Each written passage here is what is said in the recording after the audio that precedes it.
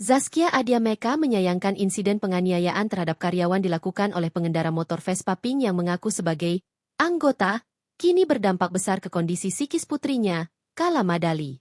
Diketahui, Kala menyaksikan secara langsung insiden penganiayaan di jalan saat karyawannya hendak mengantarnya ke sekolah. Pada Senin, 22 September 2025.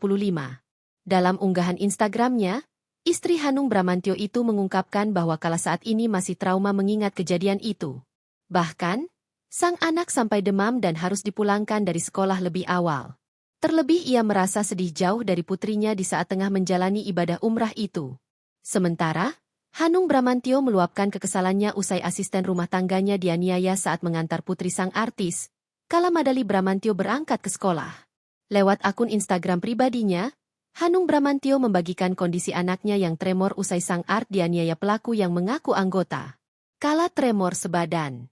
Anda yang mengaku, anggota, tolong tunjukin wajah kamu, ini anak saya sampai gemeteran, tulisnya.